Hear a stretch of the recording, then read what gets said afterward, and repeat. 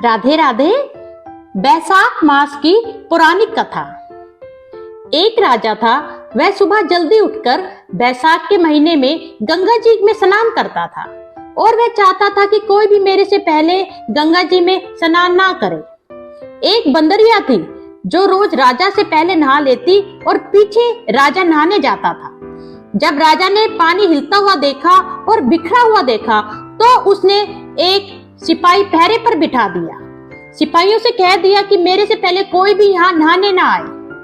गंगा जी के किनारे एक पेड़ था, उसके ऊपर बंदरिया बैठी रहती थी। डाली के सहारे उतरकर गंगा जी में नहा लेती और पेड़ पर जाकर फिर दोबारा बैठ जाती। बैसाख मास पूरा हो गया। उसे एक दिन सिपाही ने देख लिया। उसने देखा कि जब अंधेरे में उन्हें कुछ भी नहीं दिखता और उन्हें नींद आ जाती है तो यह बंदरिया उस समय गंगा जी में स्नान कर लेती है। सिपाही उसको पकड़कर राजा के पास ले गया और कहा कि यह बंदरिया आपसे पहले नहाती है। राजा ने प्रण किया हुआ था कि यदि कोई औरत मेरे से पहले नहाती होगी तो मैं उसके साथ विवाह कर लूंगा। राजा ने बंदरिया से विवाह कर लिया। धर्म मानने लग गया।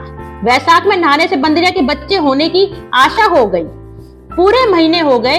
तब बंदरिया ने पूछा कि मेरे बच्चा होएगा तो मैं किसे जगाऊंगी। तब राजा ने महल में एक घंटी बंधवा दी और कहा जब तेरे दर्द हो तू घंटी हिला दियो, फिर आकर सारा इंतजाम कर दूंगा। राजा के कई रानियां थी। उन्होंने उस बंदरी से पूछा ये घंटी किसने बांधी है। तब वह बोली राजा जी ने बांधी है, मेरे बच्चा होगा तो मैं उन्हें बुलाऊंगी। रानी ने कहा जरा बजाकर दिखा कि राजा आएगा या नहीं। बंदरिया ने घंटी बजा दी। राजा आया। जब पूछा घंटी क्यों बजाई, तब बंदरिया बोली कि रानी ने कहा था। बंदरिया के बच्चा होने लगा तो उसने घंटी बजाई, परंतु राजा नहीं आया। फिर रानियों ने बंदरिया से पूछा मैं बच्चा कैसे पैदा करूं। तब रानियों ने कहा आंख में पट्टी बांध ले, ओखली में सिर दे दे। फिर बंदरिया के बैसाख नहाने के पुण्य से उसे एक अति सुंदर लड़का पैदा हुआ। होते ही रानी ने राजा को नहीं दिया और दासी को दे दिया और कहा कि बंदरिया के बच्चे को नदी में बहा दो और बंदरिया के पास आटे को खून में लपेट कर रख दो। राजा ने आकर पूछा कि ये बच्चा हुआ है। तब रानी ने कहा बच्चा नहीं हुआ है, यह ईंट पत्थर हुआ है। फिर राजा ने संतोष कर लिया कि रानियों के बच्चा नहीं होता, इसलिए इसके भी बच्चे नहीं हुए होंगे।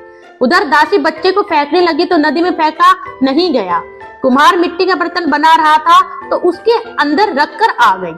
कुम्हार और कुम्हारिन खुद ही मिट्टी लेने गए तो देखा एक बहुत सुंदर बच्चा सो रहा है। तब कुम्हार बोला कि हमारे बच्चा नहीं था, इसलिए भगवान ने बच्चा भेजा है जिसको तू पाल ले और अपने घर ले चल। फिर कुम्हारन बोली ले चलेंगे, अपने खातिर ही भगवान ने इसे भेजा है।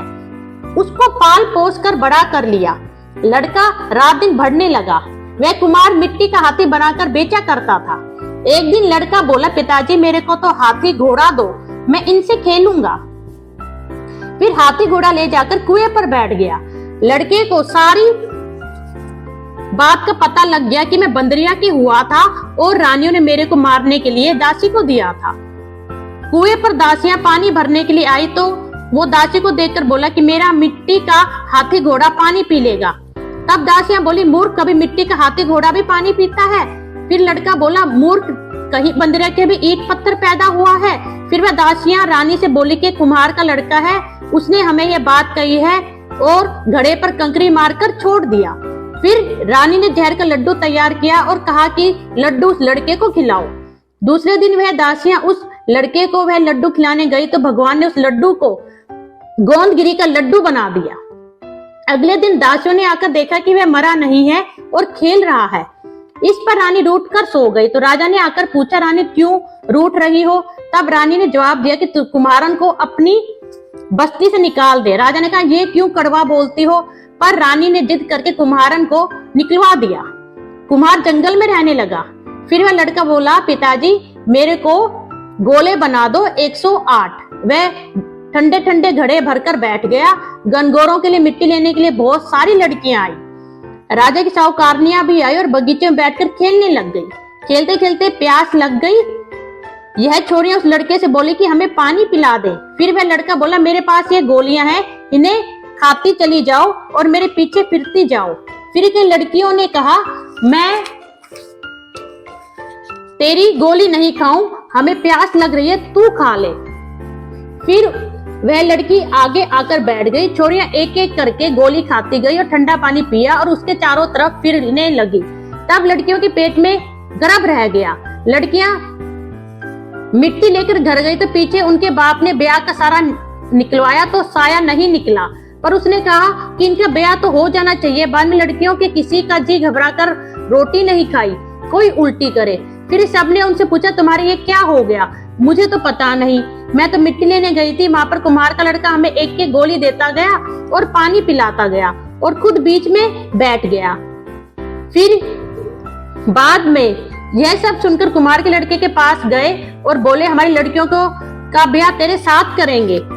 उसने सबके साथ फेरे लिए। फिर कुम्हार बोला, आप बड़े आदमी हो, राजा रानी हो, मेरा बेटा ऐसा क्यों करेगा? पर सब कोई उसने अपनी अपनी लड़कियों के विवाह उस लड़के के साथ कर दिए। बहुत सा धन दौलत देकर लड़कियों को विदा कर दिया और इस तरह 108 बहुएं घर आ गई। फिर सबके लड़के भी हो गए और 108 कमरे करवा दिए। सब बहुओं के लिए भी कमरे बनवा दिए। फिर लड़के ने कहा, पिताजी हम सारे नगर में दावत बुलवाएंगे और इतनी सारी बहुएं आई हैं, इतने पोते हुए हैं। तब कुम्हार ने कहा, जिमा दो। तब सारी नगरी और राजा रानी को बुलवा भेज दिया गया। सब कोई जीमने आए और राजा का परिवार सेना सहित खुद आया। लड़के ने कहा, बंदरिया को क्यों नहीं लाए? राजा ने कहा, बंदरिया को भी बुला लेते हैं। राजा ने बंदरिया को बुलाने के लिए रथ पालकी सजाकर भिजवा दी। वहां पर सारी सभा में सोने की चौकी पर सुंदर गद्दी बिछवा दी। फिर बंदरिया आई तो गद्दी के ऊपर बिठा दिया और 108 बहुओं से कह दिया कि ये बंदरिया मेरे जन्म की माँ है और सब कोई सोने की मोहरे देकर गोद में पोते देती जाओ। फिर सब बहुएं आई और सोने की मोहरे देकर पैर छूकर गोद में पोते देती गई।